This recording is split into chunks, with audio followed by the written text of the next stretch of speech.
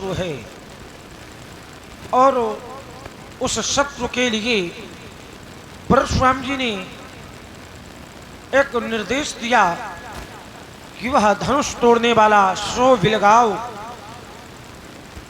समाज से अलग होकर आ जाए अथवा विहाई समाजा समाज ही उसको छोड़ करके अलग हो जाए। यदि ऐसा नहीं किया गया तो फिर समस्या राजाओं के लिए है और राजाओं में भी एक दो राजाओं के लिए नहीं। परशुराम जी महाराज कहते हैं कि नत मारे जी हैं सब राजा, सभी राजा मारे जाएंगे। कब? जब धनुष तोड़ने वाला अलग नहीं होगा तब। मैं विचार करने लगा। कुछ समय पूर्व यही धनुष नहीं टूटा था तो मिथिला में एक समस्या थी और समस्या यह थी कि धनुष नहीं टूट रहा। धनुष का न टूटना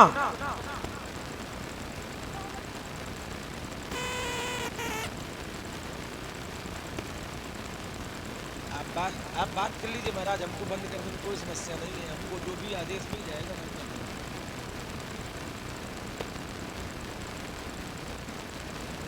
नहीं टूट रहा। धनुष का न टूटना मिथिला के नगर वासियों के लिए एक समस्या बन चुका था।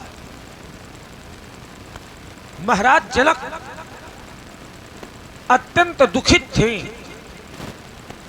धनुष नहीं टूट रहा था तो महाराज जनक दुखी।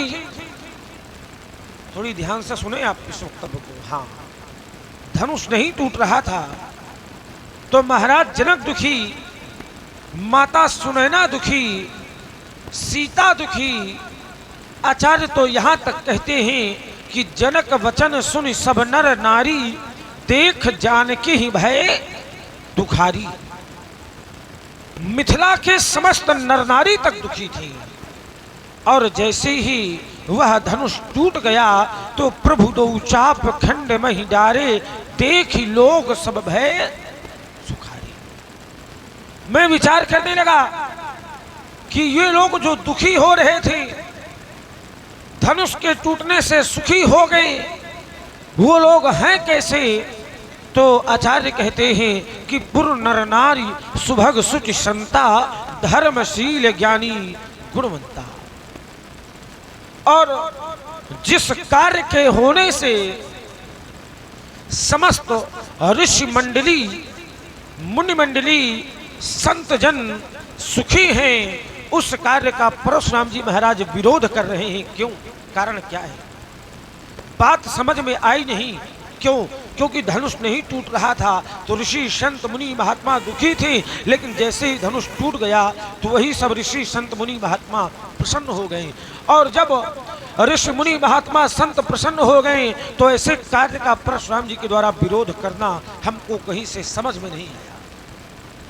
अपार क्रोध है। महात्मा जी प्रणाम। प्रसन्न रहो बेटा। और महाराज सब कुशल मंगल। भगवान ने संकल्प का धनुष तोड़ दिया गया। धनुष टूट गया है इसलिए कुशलता नहीं। धनुष टूट गया। आपको एक बात बता दे महाराज, आपको कौन सी? बहुधन भी तोरी लड़काई तो फिर असरिस कम होना की गोसाई। मैंने बाल अवस्था में लड़काई में बहुत सी धनुइयां तोड़ डाली, तब आपके द्वारा ऐसा क्रोध नहीं किया गया। आज अपार क्रोध किया जा रहा है। इस धनुष पर ममता, क्या इस धनुष पर आपकी ममता है? और यदि है तो कहीं हेतु पूजनीय प्रातः स्मरणीय श्री भार्गव परशुराम जी, समय की कोई सीमा नहीं है। खूब पर्याप्त बोलिए। हाँ, जितना बोल सके आप खूब बोल रहे। यानी समय की सीमा हमारे लिए भी नहीं, तुम्हारे लिए भी नहीं, मेरे लिए है, आपके लिए। हम पहले समझ गए थे कितना भला आदमी है ये। हाँ, विश्वामित्र, क्योंकि इसने नाना प्रकार के आरोप हमारे ऊपर लगाए। कह रहे महाराज संत समस्या नहीं बनते, संत जब जब करते हैं समस्या का समाधान करते हैं। तो यहां भी एक संत आया है तो समस्या बनकर नहीं आया, समस्या का समाधान बनकर आया है। अगर संत यहां हमारा आगमन ना होता तो यहां भी एक समस्या बन जाती। समस्या कौन सी बन जाती? यहाँ के जितने दुष्ट राजा थे सबने महाराज यहाँ उपद्रव मचाया, यहाँ पे ताल ठोकने लगे, गाल बजाने लगे। कोई कह रहा था सीता को छुड़ा लिया जाए, कोई कह रहा था दोनों भाइयों को बांध दिया जाए, कोई कह रहा था जनक को जीत लिया जाए। बहुत बड़ी समस्या आई थी। हाँ, हम बता रहे हैं, जितने बैठे हैं सबको बता रहे हैं। हाँ, तो मनुष्य नहीं, मनुष्य तो ये भी है ना, मनुष्य और मनुष्यता का विचार व्यक्ति के जीवन में होना चाहिए। जो व्यक्ति कभी नहीं सुने वो आज सुने। अच्छा, विचार कीजिए आप सभी कि समस्या परशुराम नहीं है, परशुराम समस्या का समाधान है। अगर परशुराम ना आता तो ये बहुत बड़ी समस्या में पड़ जाती। हाँ, बहुत बड़ी समस्या में पड़ जाती। समस्या में क्या पड़ जाती कि बेटा तुम्हारी अच्छी खासी महिमानी हो जाती। हाँ, अब महिमानी अगर हो जाती तो तुम ना घर के बचते ना घाट के बचते। बेटा, इन्होंने कहा कि महाराज यहाँ सभी सुखी हैं, यहाँ के लोग सुखी हैं, यहाँ के व्यक्ति सुखी हैं, यहाँ के हर एक व्यक्ति सुखी है। तो क्या यहाँ के लोग सुखी हैं तो काम अच्छा हुआ है? अगर यहाँ के लोग सुखी हैं तो जरूरी थोड़ी कार्य अच्छा हो। विचार कीजिए आप सभी, दक्ष ने यज्ञ किया था भगवान शंकर के विरोध में, सभी सुखी थे कि नहीं सुखी थे? देवता सुखी थे, संत सुखी थे, मनुष्य सुखी थे, लेकिन दुखी कौन थी? माता सती दुखी। माता सती ने जाकर देखा तो सती जाई देखो तब जागा और कतहु न दीख शंभु कर भागा। माता सती दक्ष के यज्ञ में गई और जाकर के देखा कि भगवान शंकर का कहीं भाग नहीं। सभी सुखी थे लेकिन माता सती दुखी थी। माता सती के हृदय में दुख था। वहां जो दृश्य को देखा है उस दृश्य को देखकर माता सती के हृदय में दुख हुआ। वहां देखा गया तब दुख का जन्म हुआ। और यहां भी देखा, देखे चाप खंड मही डाले। मैंने देखा धनुष को अनाथों की तरफ फेंकवा दिया। जिस धनुष की पूजा अनगिनत जान न जाने कितने वर्षों से होती रही हो, जिस धनुष को भैया गजानन भैया खड़ानन अपने कीड़ा का वस्तु बनाए हो, जिस धनुष की का श्रृंगार माता पार्वती अपने हाथों से करती हो, आज उसकी ये दुर्दशा। तो ये दुर्दशा अगर हुई है तो यहाँ के व्यक्ति अगर प्रसन्न है तो परशुराम के दृष्टि में कहीं ना कहीं वो भी दोषी। क्यों? क्योंकि अपमान एक संत का हुआ है, अपराध एक संत का हुआ है, और जो संत के अपराध में सम्मिलित होता है वो भी अपराधी होता है। अब विचार करो बेटा, यहाँ कार्य अच्छा नहीं हुआ। अगर कार्य अच्छा हुआ होता तो परशुराम कभी यहाँ पे क्रोध न करता, परशुराम कभी यहाँ विरोध न करता, परशुराम का कहीं यहाँ आगमन न होता। दूसरी बात, तुमने कहा महाराज हमने बचपन में बहुत धनु यहाँ तोड़ी। अपने घर में तोड़ी होंगी लेकिन बाहर नहीं तोड़ी होगी। बालक अगर अपने घर में किसी वस्तु से खेलता है और खेलते खेलते उस वस्तु को तोड़ देता है तो माता पिता उस पर क्रोध नहीं करते। क्यों? क्योंकि घर की वस्तु है। और ये जो वस्तु है ये उनके घर की वस्तु नहीं है, ये संपूर्ण समाज की वस्तु है। धनु ही सम त्रिपुरारि धनु, ये वही धनुष है जिसके द्वारा भगवान शंकर ने त्रिपुरासुर का वध किया था। ये वही धनुष है जिसके द्वारा मानवता की रक्षा हुई थी। ये वही धनुष है जिसके द्वारा मानवता का पोषण हुआ था। और जिसके द्वारा मानवता का पोषण हुआ आज उसका शोषण हो गया है? उसका शोषण हो गया तो ये उचित नहीं है। कहीं ना कहीं विरोधाभास है, कहीं ना कहीं अपमान है। इसलिए परशुराम का क्रोध भी है बेटा। दूसरी बात, तुमने कहा हमने बहुत धनु यहाँ तोड़ी, तो संसार में बहुतों का महत्व है क्या? संसार में एक का महत्व है। जैसे सहले सहले न माणिक्यम मौक्तिकम न गजे गजे, साधुओं न सर्वत्र चंदनम न बने बने। बस शैल माने पहाड़ तो बहुत हैं, लेकिन हर पहाड़ में माणिक रत्न मिलता नहीं है। गाय तो बहुत हैं, लेकिन हर गाय के मस्तक में गोरोचन नहीं मिलता।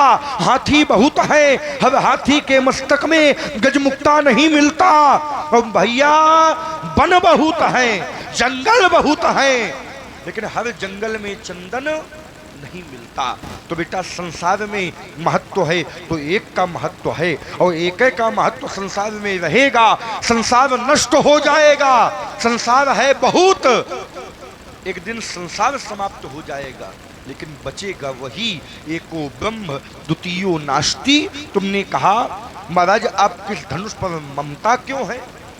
बेटा तुम ममता शब्द के द्वारा परशुराम की श्रद्धा को नहीं मान सकते, ममता के द्वारा परशुराम के जीवन में आक्षेप नहीं लगा सकते, क्योंकि परशुराम ने कभी अपने जीवन में ममता की ही नहीं। ममता के 10 स्थान है बंधुओं, जननी जनक बंधु सुतदारा तन धन भवन सुहृद परिवारा। जननी माने माता, जनक माने पिता, बंधु माने भाई, सुत माने पुत्र, दारा माने पत्नी, तन माने शरीर, धन माने रुपया पैसा। और परशुराम ने अपने मैया का वध किया, माता से ममता नहीं है। चारों भाइयों का वध किया, भाइयों से ममता नहीं है। और एक सन्यासी व्यक्ति को किसी आश्रम की आवश्यकता नहीं है, संत जहां बैठ जाता है बेटा वही आश्रम बन जाता है।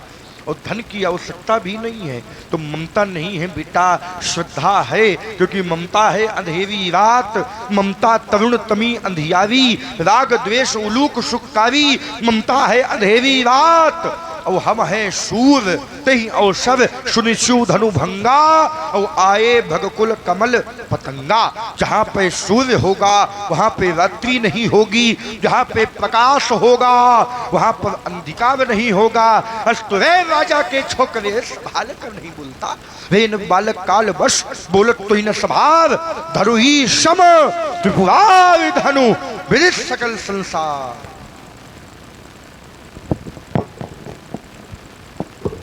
चलिए महाराज आप कहते हैं कि ममता ममता है अंधेरी रात्रि, आप हैं सूर्य, तो सूर्य में कभी अंधकार नहीं जाता है। विचार करिए, क्या कभी सूर्य में अंधकार नहीं जाता? क्या कभी सूर्य में अंधकार नहीं जाता? मैं कहता हूं कि एक समय ऐसा भी आता है जिस समय पर सूर्य में भी अंधकार आता है। जिस समय पर सूर्य में ग्रहण लगता है तो ग्रहण के समय पर सूर्य में भी अंधकार आता है। आज परशुराम जी रूपी सूर्य में क्रोध रूपी ग्रहण लगने के कारण ममता रूपी अंधकार छाया हुआ है, तभी तो आप इस धनुष के टूटने पर क्रोध कर रहे हैं। अगर ममता ना होती, अगर ममता, अरे वाह एक तो मुझे दे दीजिए महाराज मैं लगा लूं। अगर आपके हृदय में ममता ना होती तो मैं बड़ी सीधी सीधी 2 टूक में बात कह देता हूं। अगर ममता नहीं थी तो फिर धनुष के टूटने पर विरोध क्यों? विचार करिएगा। भले ही लोग नहीं है, सुनने वाले नहीं हैं, लेकिन इन यंत्रों के माध्यम से वो तो लोग सुनते होंगे। अगर धनुष के प्रति ममता नहीं थी तो फिर धनुष के टूटने पर क्रोध क्यों, विरोध क्यों? अगर आप ये कहें कि आपके गुरु का है तो भगवान शंकर आपके बस गुरु नहीं है। भगवान शंकर तो बहुतों के गुरु हैं। भगवान शंकर तो जनक जी के भी गुरु हैं, और जनक जी ने इसको तोड़वा दिया है। अगर आपको ममता नहीं है धनुष के प्रति तो फिर आपके द्वारा विरोध क्यों किया जा रहा है, क्रोध क्यों किया जा रहा है? और आइए, मैंने कहा था बहुधन हुई, तो परशुराम जी ने कहा कि राजकुमार महत्व बहुतों का नहीं होता, महत्व एक का होता है। बोले कैसे? बोले संसार है बहुत और परमात्मा है एक, तो महत्व परमात्मा का बहुत होता है, परमात्मा का होता है, एक का होता है, संसार का नहीं। चलिए मैं ये नहीं कहता कि परमात्मा का महत्व नहीं होता, लेकिन महत्व संसार का भी होता है। कारण अगर संसार नहीं होगा तो महाराज ये कौन जानेगा कि ये परमात्मा है? विचार करिए, भाई परमात्मा अपने आप में परमात्मा बना बैठे रहे, अगर भक्त नहीं होंगे तो ये कौन जान पाएगा कि ये भगवान है? विचार करिए, भगवान है एक, भक्त है बहुत।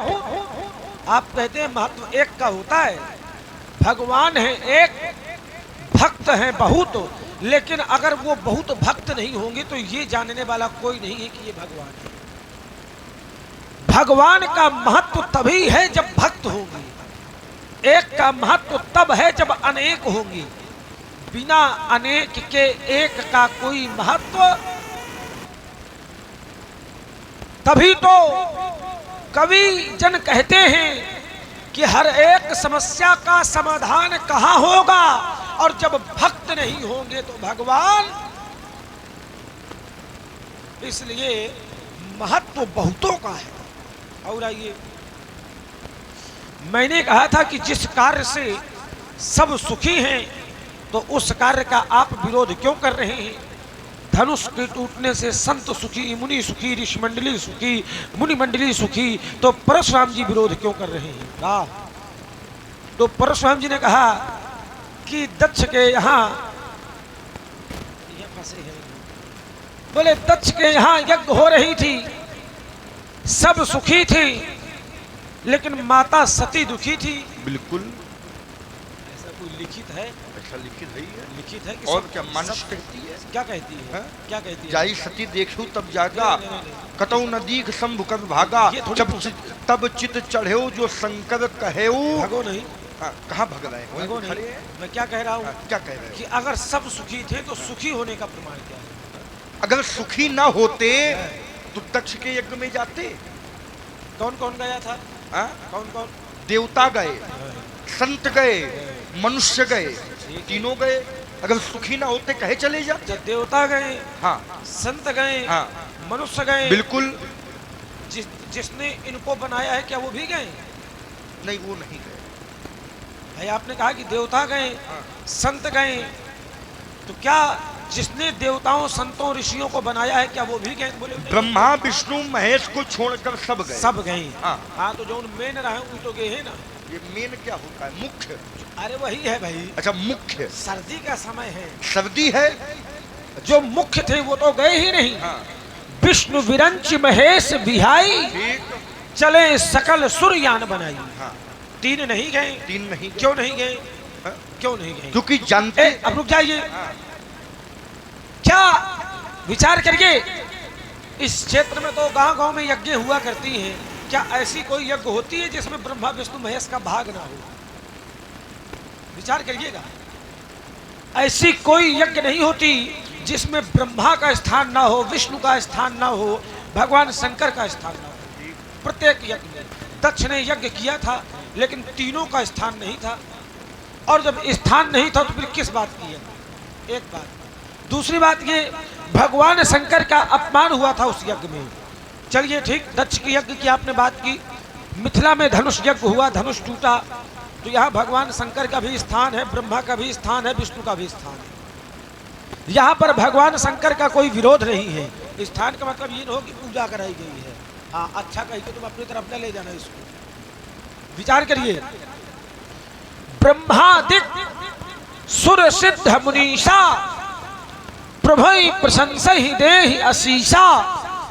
ब्रह्मा आदि सभी ऋषि मुनि महात्मा प्रभु की धनुष तोड़ने वाले की प्रशंसा करते हैं, जय जयकार करते हैं। मेरा तर्क तो यही था कि जिस कार्य से संत मुनि महात्मा प्रसन्न है, उस कार्य का विरोध परशुराम जी क्यों कर रहे हैं? उत्तर यहाँ करना है महाराज, बात अभी बनेगी नहीं इतनी में। जिस कार्य से सब प्रसन्न है तो उस कार्य का परशुराम जी विरोध क्यों कर रहे हैं? तर्क मेरा यह था, धनुष टूटा तो देवता प्रसन्न, ऋषि मुनि महात्मा प्रसन्न, यहाँ के नर नारी प्रसन्न। जब सब प्रसन्न है तो फिर परशुराम जी विरोध क्यों कर रहे हैं? उत्तर यहाँ करना है। आपने कहा कि हम ना आते तो समस्या हो जाती, तो समस्या हो जाती अगर आप ना आते। बिल्कुल बेटा। परशुराम जी कहते हैं कि अगर हम ना आते तो समस्या हो जाती। हाँ, समस्या धरी धराई रही है। अच्छा, ईमानदारी से बताइए आप लोग वहाँ कहाँ जा रहे हो? नहीं नहीं अपने स्थान में आप लोग तो सायंकालीन से हैं, जब परशुराम जी नहीं आए थे तब भीड़ थी कि नहीं थी? जी। और जहाँ आए तो सबके सब चले गए कि नहीं चले गए? तो इनके आने से समस्या है कि इनके ना आने से? तुम कहलाना क्या चाहते हो? अब आपकी बात आप ही के लिए आ गई तैयार होकर के। भाई आप कहते हैं कि आपके आने से समस्या का समाधान हुआ है। अगर आपके आने से समस्या का समाधान हुआ होता तो ये रंग भूमि खाली ना होती। अच्छा। यहाँ पर लोग बैठे होते, जब तक आप नहीं थे तब तक यहाँ बहुत भीड़ थी। अच्छा। हाँ, लेकिन जैसे आप आए तो ये न कहना। तो ईमानदारी ये है, यहाँ के लोग चाहते हैं कि परशुराम जी जितनी जल्दी हो जाए हमसे पूजी जाए। पूजी ना जाए, चले जाए। वही है, चले जाए भाई। ईमानदारी ये है। तो अगर आपके द्वारा समस्या का समाधान किया गया होता तो फिर ये लोग आपके आने से प्रसन्न होते, लेकिन आपके आने से यहाँ कोई प्रसन्न नहीं है। आपके आने से समस्या का समाधान नहीं हुआ, अपितु समस्या और बढ़ गई है। इसलिए महाराज जिस प्रकार से आपने आने का प्रयास कष्ट किया है उसी प्रकार से आप जाने का कष्ट करें तो महान दया होगी। राजकुमार लक्ष्मण ने कई आरोप आरोपित किए। कहा महाराज आप हैं सूर्य, तो एक समय ऐसा आता है कि सूर्य में भी ग्रहण लगता है। अच्छा, सूर्य में ग्रहण लगता है तो एक ऐसा योग बनता है जो वर्ष में कई वर्षों के बाद आता है। जब सूर्य में ग्रहण लगता है और सूर्य में गुरु की दृष्टि बनती है, पड़ती है, तो एक गज केसरी योग बनता है।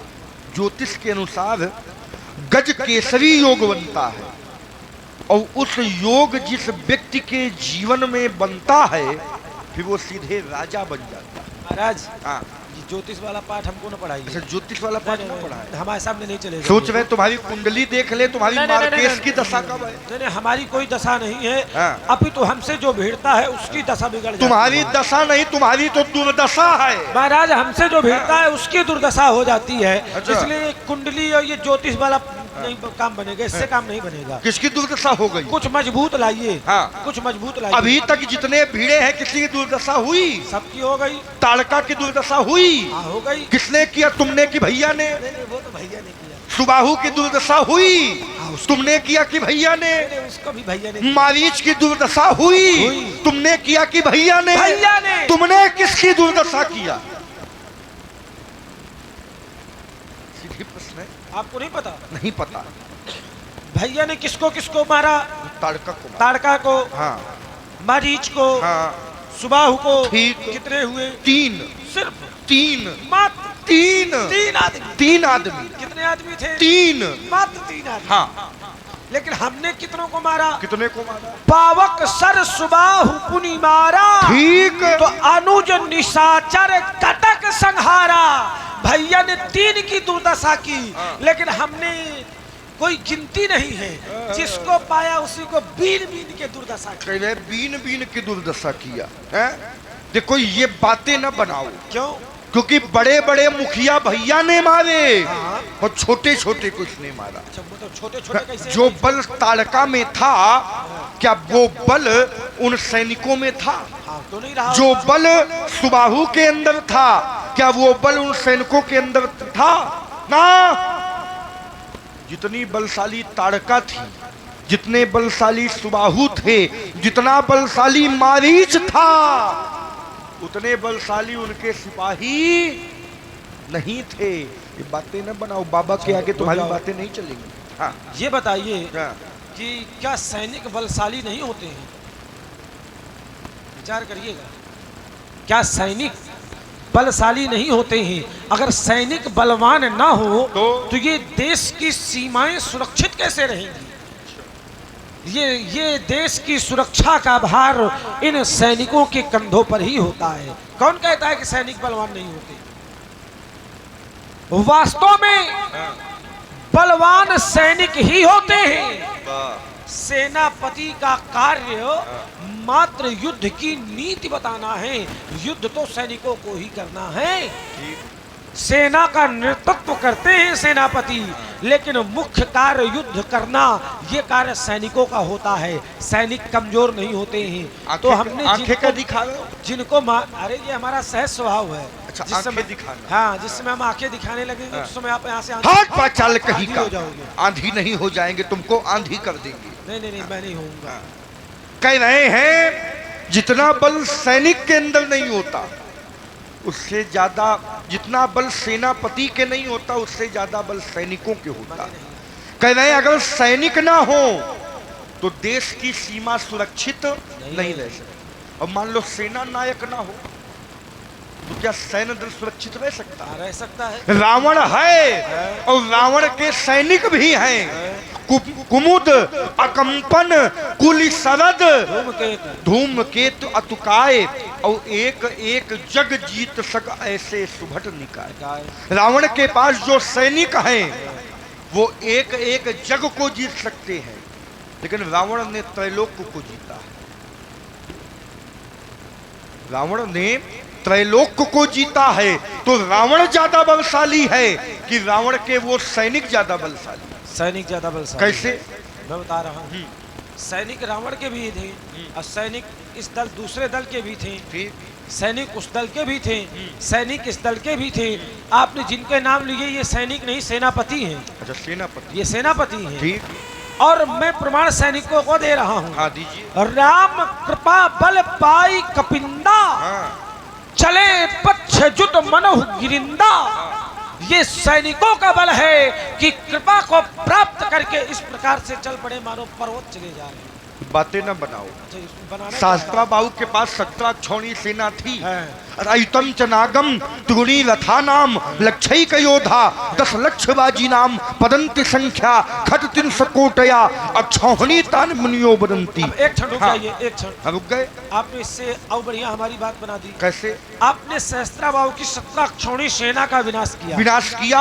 आपने सहस्त्राबाहु की 17 अक्षौणी सेना मारी। बिल्कुल। आप सेनापति हैं कि सैनिक हैं? हम ना हम सेनापति हैं ना सैनिक। नहीं, सैनिक हैं। हम एक योद्धा हैं। आप इसीलिए कह रहा हूँ कि सैनिक हैं। अच्छा, कैसे? आपने कहा था कि सेना नायक बड़ा होता है, मैंने कहा नहीं, सेना बलवान होती है। आपने अकेले सहस्त्राबाहु की 17 अक्षौणी सेना का विनाश किया, सहस्त्राबाहु को मारा। आप सेनापति नहीं, आप मात्र एक योद्धा हैं, एक वीर हैं, एक सैनिक हैं जो अपने धर्म के लिए लड़ा है, जो अपने वंश के लिए लड़ा है।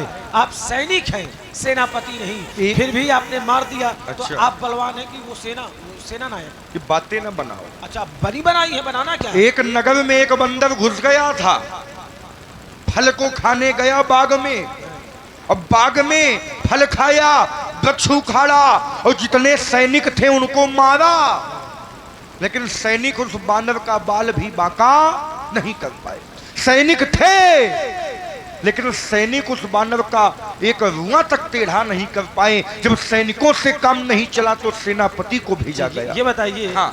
कि अब देख लो, इसी बात को उल्टा कर दो। उल्टा करो। जो बंदर गया था। हाँ। वो क्या था? वो हाँ। सेनापति था। सेनापति था? हाँ। मैं कहता हूँ कि सैनिक था। सैनिक कैसे? अब हमारी बात है तो अपनी बात हम हर प्रकार से बना लेंगे। जी बताएं। जो बंदर गया था उसने सैनिकों को मारा, सेनापतियों को मारा, तो वो भी तो सैनिक ही था। बस अंतर ये है कि जिसको मारा वो सेना थी अधर्म की, लेकिन वो सैनिक था धर्म का। वो मेरे सरकार का सैनिक था, मेरे सरकार का दूत था। तो उसने जाकर के अधर्म की सेना का विनाश किया। था सेनापति तब माना जाता महाराज जब वो सेना लेकर के जाता, जब सेना का नेतृत्व करता, तब वो सेनापति था। उससे पहले युद्ध तो हुआ नहीं था।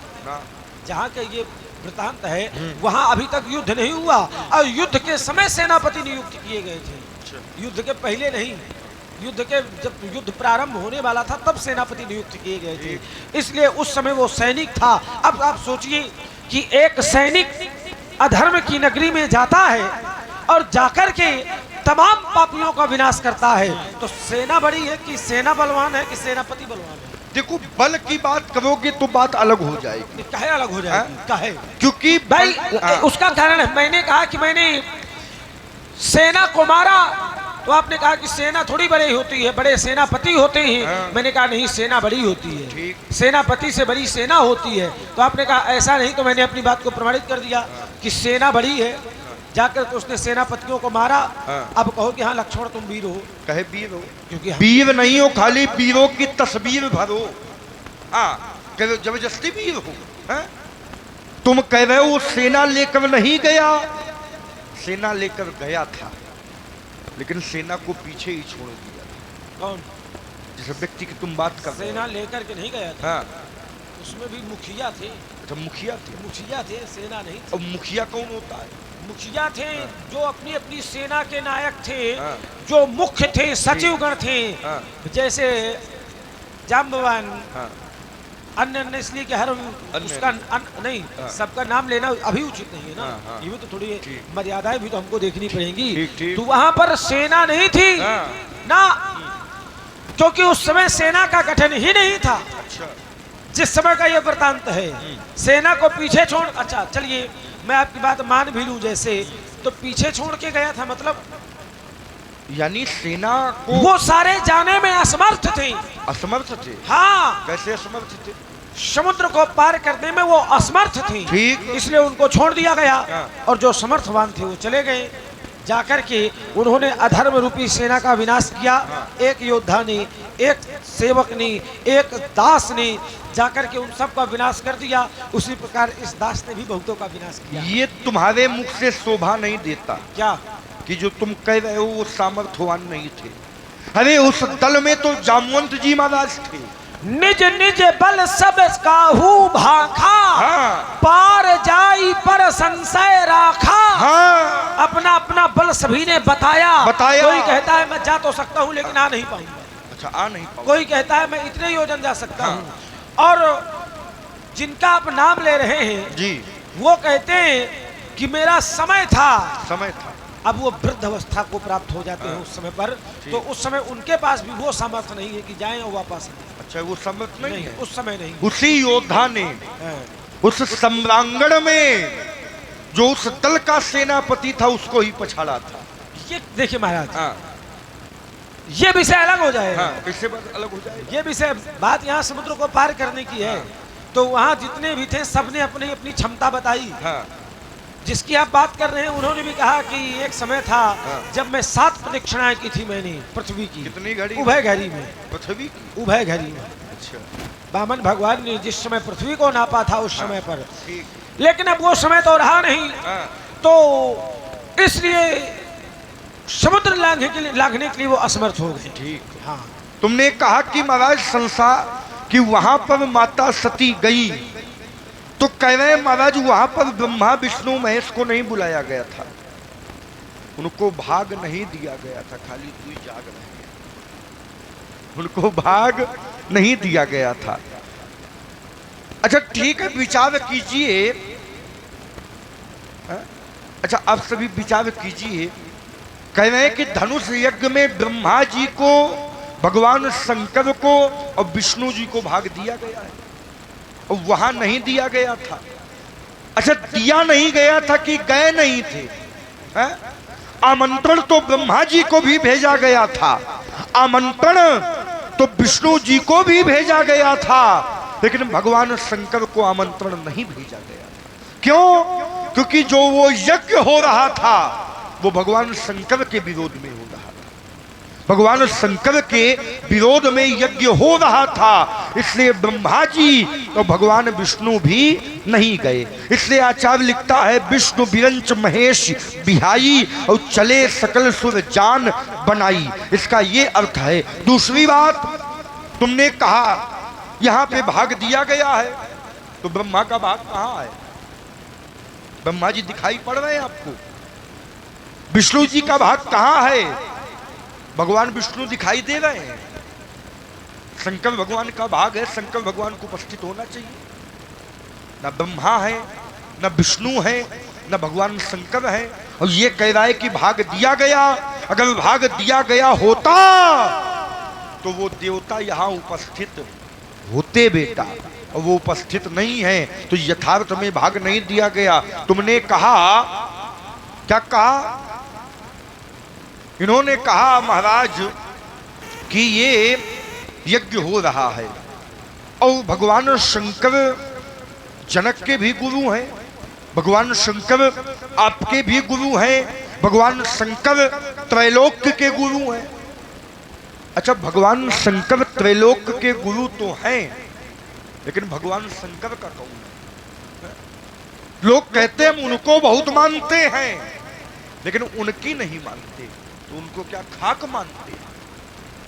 क्योंकि भगवान शंकर अगर राजा जनक के गुरु हैं तो प्रथम बात धनुष को तोड़वाना नहीं चाहिए। अगर तोड़वाना चाहिए तो गुरु आयुध का अपमान न करना चाहिए, क्योंकि जिसकी पूजा होती रही हो, जिसकी पूजा स्वर्ण रोमा ने किया, महारोमा ने किया, राजा जनक ने किया, राजा जनक के पूर्वजों ने किया, उसको तोड़वाना चाहिए ना तोड़वाना चाहिए? अगर न तोड़वाना चाहिए तो कहा तो नाच करवावे, कहती आओ तुमका नाच करवाई, आओ आओ नाच करवाई। तो महाराज विचार कीजिए, वहां पर धनुष को तोड़ करके अनाथों की तरफ फेंकवा दिया। जिस धनुष की पूजा होती रही हो, जिस धनुष की आरती होती रही हो, जिस धनुष की वंदना होती रही हो, उसको आज तोड़वा कर अनाथों की तरफ फेंकवा दिया गया। और कह दो राजा जनक भगवान शंकर राजा जनक के गुरु हैं, क्या शिष्य का यही कर्तव्य है? अरे शिष्य का तो ये कर्तव्य है, अगर गुरुदेव का अपमान हो रहा हो तो शिष्य तलकार ताल ठोक दे, ये शिष्य का कर्तव्य है। और उस कर्तव्य को निभाया है किसने? नंदी ने। दक्ष ने भगवान शंकर का अपमान किया था। ब्रह्म सभा में हर एक व्यक्ति उपस्थित था, देवता थे, संत थे, मनुष्य थे, लेकिन किसी ने अपमान, सब अपमान सहते रहे। विरोध किया तो एक व्यक्ति ने विरोध किया, विरोध किया तो नंदी ने विरोध किया, और नंदी ने कहा था, दक्ष जिस मुख से तुम भगवान शंकर की निंदा कर रहे हो, एक दिन ये मुख ही तुम्हारा समाप्त हो जाएगा। वहां पर भगवान शंकर का अपमान हुआ था, विरोध नंदी ने किया था बेटा। तो ये यथार्थ सिद्ध नहीं होता कि राजा जनक ने अच्छा कार्य। आपने कहा कि वहां पर भगवान शंकर का विरोध हुआ था तो नंदी ने श्राप दे दिया था। वहां पर भगवान शंकर का अपमान हुआ तो नंदी ने श्राप दे दिया। यहाँ किसका क्या? यहाँ भी भगवान शंकर का अपमान हुआ है, तो क्या सम्मान हो रहा है क्या? अगर भगवान शंकर का अपमान हुआ होता तो माता पार्वती स्वयं सीता को आशीर्वाद देती है कि सुन श्री सत्य आशीष हमारी, पूजे मन कामना तुम्हारी, मन जाई राचो मिले सोबर सहज सुंदर।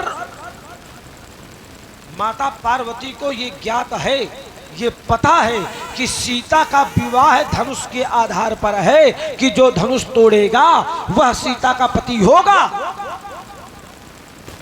लेकिन फिर भी माता सती आशीर्वाद दे रही हैं कि जिसको तुम हृदय में बैठा लोगी वही पुरुष धनुष को तोड़ेगा और वही तुम्हारा पति होगा। विचार करिएगा, मैया पार्वती भगवान शंकर की पत्नी हैं। मैया पार्वती भगवान शंकर की पत्नी हैं और वो स्वयं सीता जी को आशीर्वाद देती हैं कि जिसको तुम हृदय में रमा लोगी, बैठा लोगी, जिसको तुम चाहोगी वही व्यक्तित्व धनुष को तोड़ करके तुम्हारा पति बनेगा। तो क्या एक पत्नी अपने पति का अपमान करवाएगी? विचार करिए ना। इसलिए यहाँ भगवान शंकर का अपमान नहीं हुआ। आइए इसी बात को मैं आपकी और बातों से भी काटे देता हूँ। आपने कहा कि दक्ष की यज्ञ में भगवान शंकर का भाग नहीं दिया गया तो ब्रह्मा जी नहीं गए, विष्णु जी नहीं गए। वहाँ दक्ष की प्रशंसा ब्रह्मा विष्णु ने नहीं की, ठीक नहीं गए। बोले मिथिला में कहाँ भाग है? महाराज मिथिला में ब्रह्मा विष्णु महेश सब उपस्थित है। तभी तो मैंने प्रमाणित किया है कि ब्रह्मादिक सुर सिद्ध मुनीसा, ब्रह्मा आदि जहाँ लगा होता है ये त्रिदेव का संकेत है। कैसे नहीं बताइए भाई, देवता, त्रिदेव और संत तीन होते हैं। तो ब्रह्मादिक यानी त्रिदेव, सुर यानी देवता, सिद्ध मुनीसा, संत आ गए सब। अरे तो जुड़ा जुड़ाया है महाराज। तो सभी धनुष तोड़ने वाले की प्रशंसा कर रहे हैं सभी धनुष तोड़ने वाले की प्रशंसा कर रहे हैं, जय जयकार कर रहे हैं, सब के सब। अगर धनुष का टूटना अनुचित होता तो आप स्वयं में विचार करिए, दक्ष की यज्ञ में भगवान शंकर का अपमान हुआ था तो प्रजापति दक्ष की किसी ने प्रशंसा नहीं की थी। विचार करिएगा, प्रजापति दक्ष की किसी ने प्रशंसा नहीं की थी, किसी ने आरती नहीं उतारी थी, किसी ने जय जयकार नहीं की थी। लेकिन जैसे ही यहां पर धनुष टूटा है तो धनुष तोड़ने वाले की सबने जय जयकार की है, आरती उतारी है, प्रशंसा की है। और जब प्रशंसा की है तो ये कैसे मान लिया जाए कि धनुष का टूटना अनुचित है? और यदि आपकी दृष्टि में धनुष का टूटना अनुचित है तो आप एक प्रमाण देकर के प्रमाणित कर दीजिएगा, मैं स्वीकार कर लूंगा।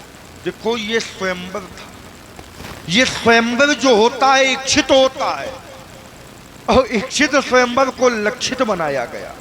क्यों? क्योंकि माता पार्वती ने आशीर्वाद दिया था, मन जाहि राचौ मिलई सोबर सहज सुंदर सावरो।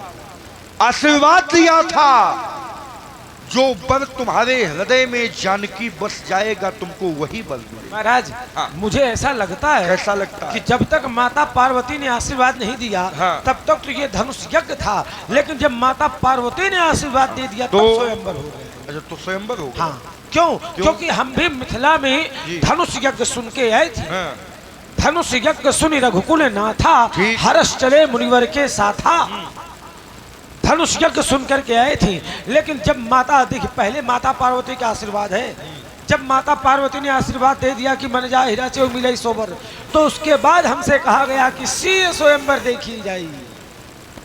जब तक माता पार्वती ने आशीर्वाद नहीं दिया तब तक तो ये धनुष यज्ञ था। लेकिन जब माता पार्वती ने आशीर्वाद दे दिया तब यहाँ से बन गया कि सी स्वयंवर देखी जाई, इसका है धो दे बुलाई। यानी बीचे से रास्ता बंद कर देते, तब हमको यहाँ से बुलाया गया कि व्यक्ति वहां तक पहुंच ही ना पावे। हाँ? तुमने कहा कि पहले तो यज्ञ था, बाद में स्वयंवर बन गया। तो स्वयंवर किसको कहते हैं? कन्या स्वयं वर का वर्ण करे, उसको कहते हैं स्वयंवर। हाँ? उसको कहते हैं स्वयंवर। अब विचार कीजिए आप सभी, ये इच्छित स्वयंवर था कि लक्षित स्वयंवर? इच्छित माने कन्या अपनी इच्छा से वर का वर्ण करे। लेकिन यहां जनक ने कह दिया, सो पुरारी कोदंड कठोरा राज समाज आज जेहि तोरा। तो त्रिभुवन जय समेत वैदेही बिना ही विचार बरो हठ। वो था इच्छित, लेकिन जनक ने बना दिया लक्षित। लक्ष्य रख दिया क्या? कि जो अजगव का खंडन करेगा जानकी उसी को प्राप्त। जब आशीर्वाद माता पार्वती का मिल गया, अरे नारद जी का आशीर्वाद मिल गया, और नारद बचन सदा सुचि साचा, और सोबर मिल ही जाई मन राचा। नारद जी ने आशीर्वाद दे दिया था कि जो पुरुष तुम्हारे हृदय में समाहित हो जाएगा, जो तुमको भा जाएगा वही मिलेगा। तो क्या नारद जी के बातों में विश्वास नहीं था? क्या मैया की बातों में विश्वास नहीं था? अगर विश्वास नहीं था तभी ये स्वयंवर किया गया। अगर विश्वास होता तो कभी स्वयंवर की रचना ही ना होती। ये स्वयंवर की रचना व्यक्तिगत निर्णय है या विचार सहित निर्णय है? हम तो सोच रहे हैं व्यक्तिगत निर्णय है हमारा, व्यक्तिगत निर्णय नहीं है। फिर आपने कहा कि जब भगवान देवर्षि नारद ने आशीर्वाद दे दिया था, मैया पार्वती ने आशीर्वाद दे दिया था, तो फिर धनुष तोड़वाने की आवश्यकता क्या थी? परशुराम जी कहते हैं, महाराज, धनुष तोड़वाने की भी आवश्यकता थी। क्यों? क्योंकि सोबर मिलई वह वर मिलेगा। लेकिन कैसे? वह वर मिलेगा तो मिलेगा कैसे? उस वर को ढूंढने के लिए इस स्वयंवर का निर्णय लिया गया, स्वयंवर रचा गया, स्वयंवर रचा गया। समस्त राजाएं, और उस राजा में उस वर का चयन किया गया। महाराज आप कहते हैं कि क्यों रचा गया, व्यक्तिगत निर्णय है, ये व्यक्तिगत निर्णय नहीं है। तो फिर गोस्वामी तुलसीदास जी महाराज विनय पत्रिका में कहते हैं, क्या कहते हैं? तब लख कुंवर सयानी बोल लियो गुरु परिजन,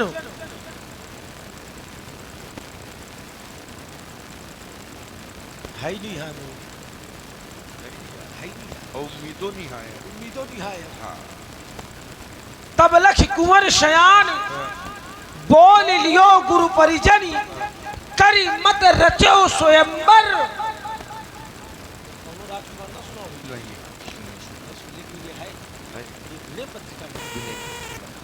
गोस्वामी जी कहते हैं कि राजा ने पुत्री को विवाह के योग्य देख करके गुरु को, परिजन को, परिवार को, प्रजा को बुला करके विचार विमर्श करके इस स्वयंवर का विधान रचा, धनुष यज्ञ का विधान रचा। इसलिए ये कार्य उचित है, और जो उचित कार्य का विरोध करे वो कैसा है आप स्वयं समझ लो। अच्छा, विचार किया गया तो पूरा पूरा विचार किया गया। अगर बिटिया का विवाह किया जाए तो 3 बातों का भी ध्यान रखा जाए। जो घर बर कुल होए अनूपा, तो कवि ये विवाह जो सुत ही अनुरूपा।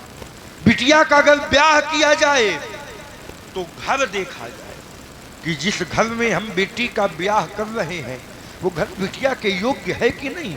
जिस वर के साथ हम बिटिया का विवाह कर रहे हैं वो वर बिटिया के योग्य है कि नहीं, और जिस कुल में बिटिया का विवाह कर रहे हैं वो मेरी बेटी की योग्य है कि नहीं।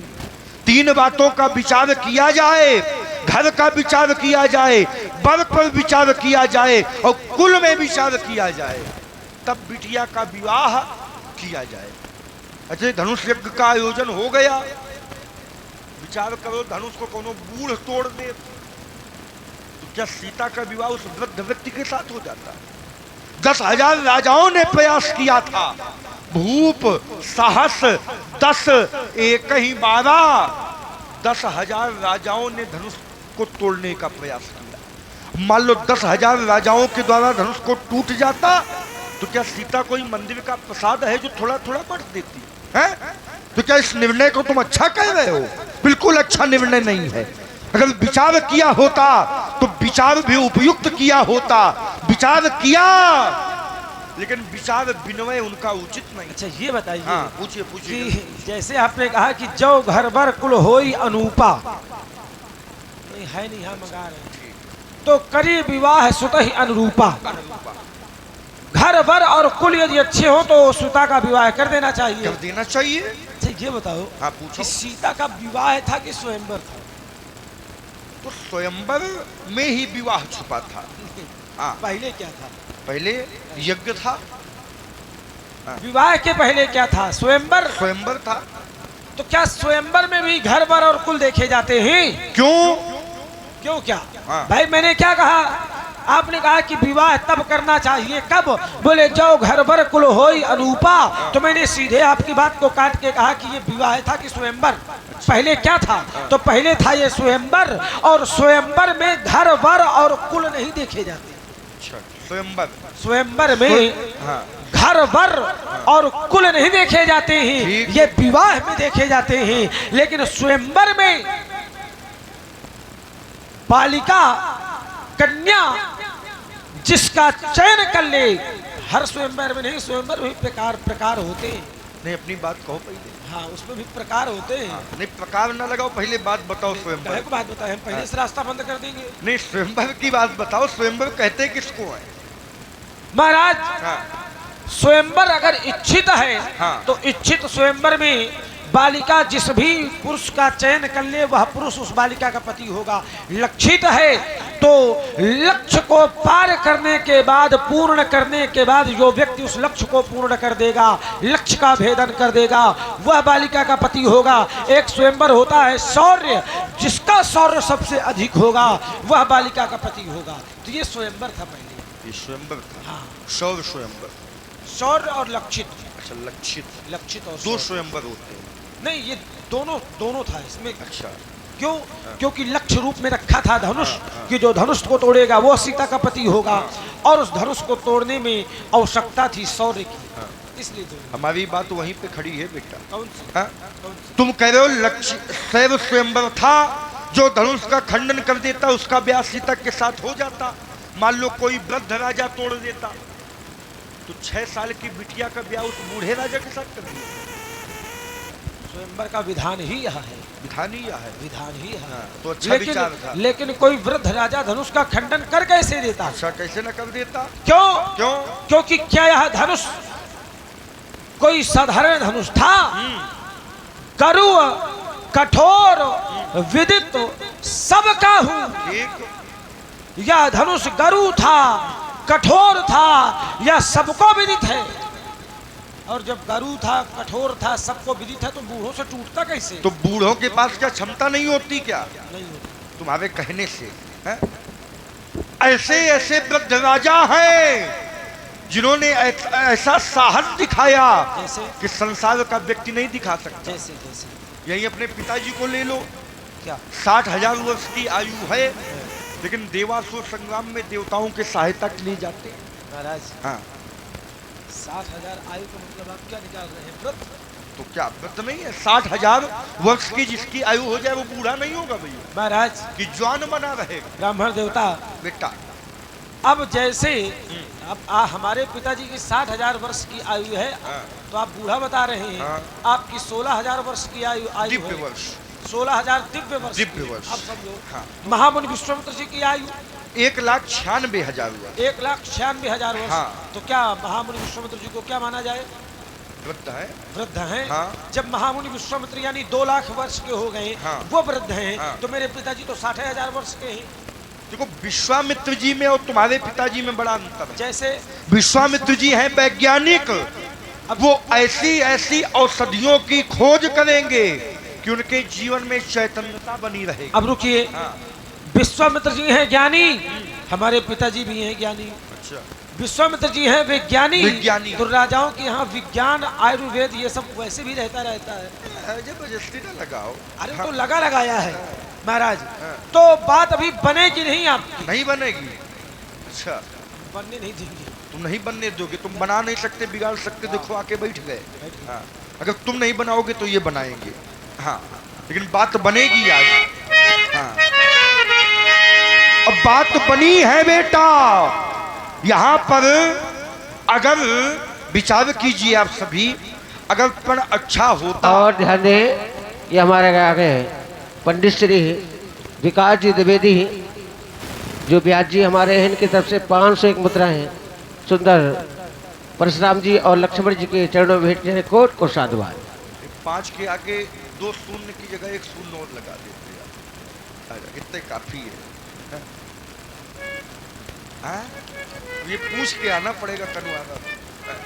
विचार कीजिए, अगर पण अच्छा होता तो यहाँ के लोग पण की प्रशंसा करते, अपनी निंदा न करते। यहाँ के लोगों ने पण की निंदा किया है और शास्त्र ने कहा कि हारी विधि बेग ये जनक जड़ताई अम्मती हमार ते ही दे ही सुहाई, क्योंकि बिनु भंजे भव धनुष विशाला मेल ही राम सिय उर्माला। यहाँ के लोगों ने कहा था भगवान शंकर के धनुष का खंडन ना हो और सीता को मनचाहा वर भी मिल जाए, तो यहाँ के लोगों ने क्यों विरोध किया? बेटा गणपण अच्छा था। महाराज बेटा ये जो विरोध है हाँ। तो ये विवेक जनित नहीं है, अच्छा। ये विवेक रहित विरोध है। हाँ। विचार करिए, आचार्य कहते हैं क्या कहते हैं?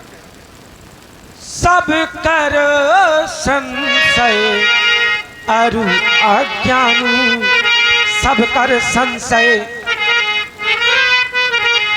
अरु अज्ञानु, मंदो महीपन करो अभी। यहाँ के जो नर नारी थे उनके हृदय में ऐसा संशय था कि ये राजकुमार यह व्यक्ति देखने में बहुत सुकुमार है, अंग बड़े कोमल हैं, धनुष बड़ा कठोर है। संजय भैया आपको ब्याज जी बुला रहे हैं। ये तोड़ पाएंगे या नहीं, ऐसा संशय था इन सबके मन में। तभी तो आचार्य कहते हैं, सब करो संशय अरु अज्ञानु, मंदो मही बन कर अभिमानु। भृगुपति केरो गर्भ गरुआई, मंदो मही बन कर। शंकर चापो जहाज, सागर रघुवर बाहुबलो। बूढ़ सो सकल समाज, चढ़ा जो प्रथम ही मोह बस। यहाँ के इन सभी के मन में ये मोह हो गया था कि यह सुकुमार व्यक्तित्व धनुष को तोड़ पाएंगे कि नहीं।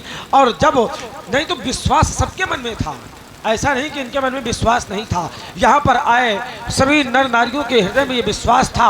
आचार्य कहते हैं, असप्रतीत सबके मन माही, असप्रतीत सबके मन माही। और अमुखो चाप तोड़ब सको नाही। सभी के मन में ऐसा विश्वास था कि अमुख व्यक्ति धनुष को तोड़ देंगे, इसमें संदेह नहीं है। तो इनके अंदर मोह था कि संशय था।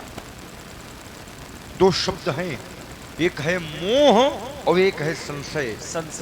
संशय था यहाँ के लोगों के अंदर। क्या जानकी जी के अंदर भी संशय था? उनके अंदर संशय ना होना चाहिए, लेकिन जानकी जी ने स्वयं कहा था, आहा तात दारुण हठ ठानी, और समुझत कछु नहीं लाभ नहानी। जानकी जी स्वयं कह रही हैं, हमारे पिताजी ने ऐसा पढ़ कर लिया है, उस पढ़ से ना कुछ लाभ समझ में आ रहा है ना हानि समझ में आ रही है। कोई आप व्यवहार करें, ये तो लाभ होगा ये तो हानि होगी। चाहे आप कोई व्यापार करें, या तो लाभ होगा या तो हानि होगी। चाहे कोई भी कार्य करें, या तो लाभ होगा या तो हानि होगी। लेकिन जानकी जी कह रही हैं, आहा तात दारुण हठ ठानी, और समुझत कछु नहीं लाभ ना। जब सीता जी को संशय क्यों नहीं होना चाहिए? क्यों नहीं? हाँ, तो फिर क्यों नहीं होना चाहिए सीता जी को संशय? क्यों ना होना चाहिए? उनको विश्वास था तो संशय का जन्म कैसे होगा? क्यों नहीं होना चाहिए? हाँ। कारण क्या है? हाँ। सीता जी को संशय क्यों नहीं होना चाहिए था? कोई कारण होगा? कारण है। क्या कारण? बिल्कुल है। क्या? जब मैया ने वरदान दे दिया, सो बर मिलई जाहि मन राचा, तो मैया के वचनों पर विश्वास नहीं था। अगर विश्वास था फिर संशय का जन्म क्यों हो गया बेटा? महाराज, मैया के वचनों पर तो विश्वास था। हाँ, लेकिन इसलिए क्योंकि सीता जी ने जब उस वर को अपने हृदय में रमाया था, तो हस्ताक्षर तो मैया ने ही किया था। हस्ताक्षर कर दिया? हाँ, हस्ताक्षर तो मैया ने ही किया। मोहर भी लगाया था। बिल्कुल, वही तो कह रहा हूँ। ठीक। विश्वास तो था, लेकिन उस अमुख का रूप देख करके, उसका स्वरूप इतना सुंदर था, इतने कोमल अंग प्रत्यंग थे कि उनको देख करके मोह उत्पन्न हो गया। अच्छा, कहाँ जा? ये भजन का वजन दिख रहा है बेटा। ऐसे जाड़े में काहे जीव देना? है, जीव नहीं दे रहे, बाबाओं का काम है जाड़े में जीव देना। जाके देखिए आओ कितने पड़े हैं। हाँ, पूजा पाठ करो। पूजा पाठ करना संतों का धर्म है। भिक्षा मांगो। भिक्षा वाले बाबा नहीं है, ना सीधा बाबा है, ना सीधा वाले बाबा है। इसको समझा दो ना तो भी धौंक देंगे, फिर हमको दोष ना देना। देख लो, ये भी भोलेनाथ के पुजारी हैं, कहते सांप नहीं लाओ का। महाराज, नहीं तो धनुष उठावेंगे तो क्या होगा? धनुष पर बाण चढ़ावेंगे। चढ़ा लो बेटा। ज्यादा कुछ नहीं होगा। क्या होगा? इतना होगा कि कल प्रातःकाल समाचार पत्रों में बड़े बड़े शब्दों में अंकित हो जाएगा। क्या अंकित होगा? कि लक्ष्मण के विकराल क्रोध के आगे परशुराम जी जर के स्वाहा हो गए। ये न लिखा जाएगा। क्या आएगा कि परशुराम जी ने लक्ष्मण जी की जाड़े में दुर्दशा की, ये लिख कर आएगा। चक्कर में दुर्दशा किया, जाड़े में दुर्दशा की। हाँ, अनुकूल मेरे घर रहोगे, हाँ हाँ अनुकूल हाँ। मेरे घर रहोगे तो क्या करोगे? तो शायद तुम्हें हम छोड़ देंगे। बारे छोड़ देंगे हरिश्चंद्र के वंशज। प्रतिकूल बोलोगे, प्रतिकूल बोलोगे गड़बड़ी, तो फिर नस नस तुम्हारी तोड़ देंगे। कह रहा है नस नस तुम्हारी तोड़ देंगे। हाँ? नस तोड़ी जाती है कि काटी जाती है? बेटा नस तोड़ने की चक्कर में ना रहना। इसलिए दशरथ के नंदन पर जई हो दुख फंदन में हाथ चली है भगुनंदन को फलसा वड़बंका है तो यह ना दिखाए गुरु बाबा समेत यहाँ मची है संगम में समर भयंका है। माता सुमित्रा की गोदी करो खाली आज और जई हो महेंद्राचल बजा कर लीटंका है। मेरे सन्मुख कितने आए, मेरे सन्मुख कितने आए, हाँ? घोर घमंडी काले तो मिट्टी में मिल गए सभी, हाँ। जो पड़े हमारे पाले। छाती न ठोको, छाती फट जाएगी, क्योंकि जो माटी में मिल गए वो माटी के सेव रहे होंगे।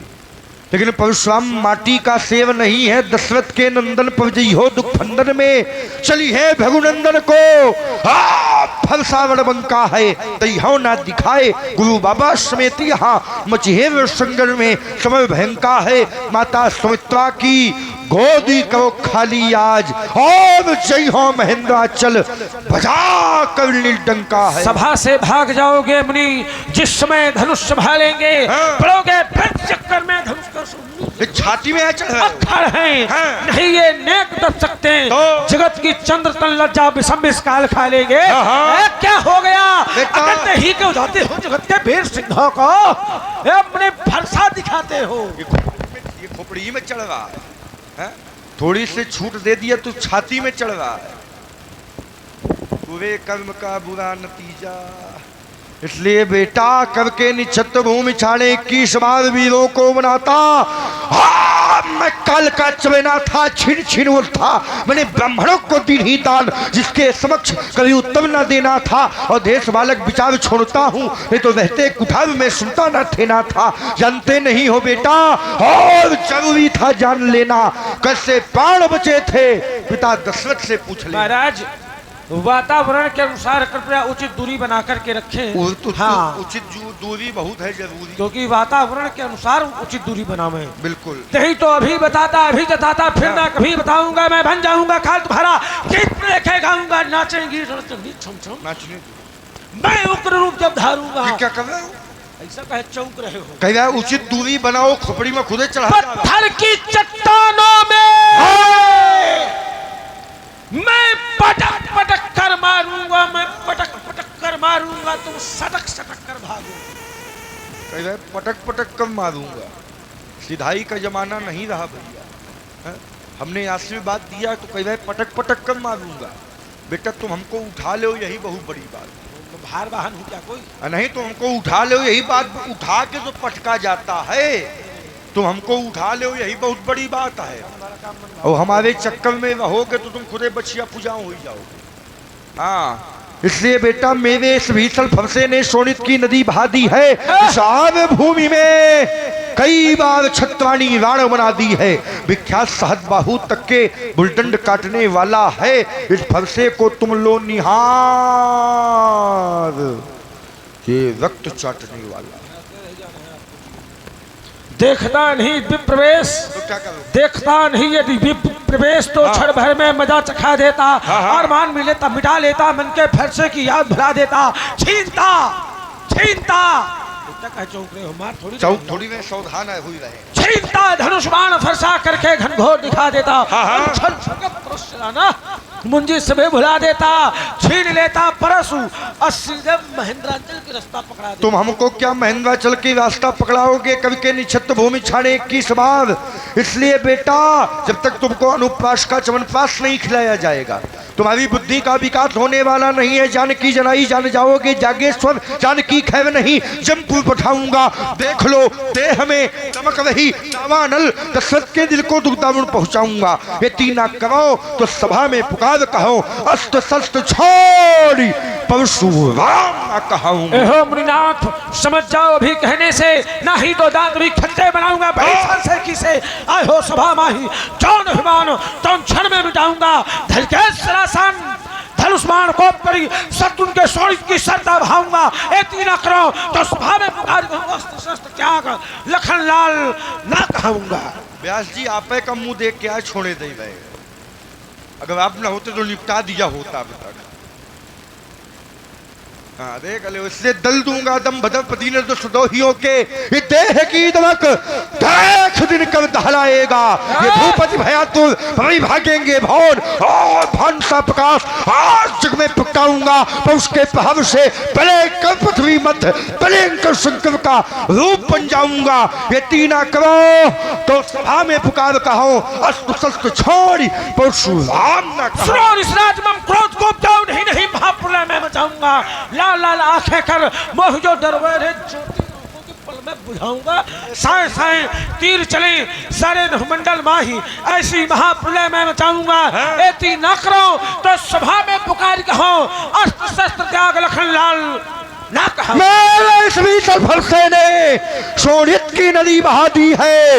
इस आव्य भूमि में कई बार छत्रवाणी राण बना दी है। विख्यात सात बाहु तक के फुलदंड काटने वाला है। इस फलसे को तुम लो निहार, ये रक्त चाटने वाला है। मुनिनाथ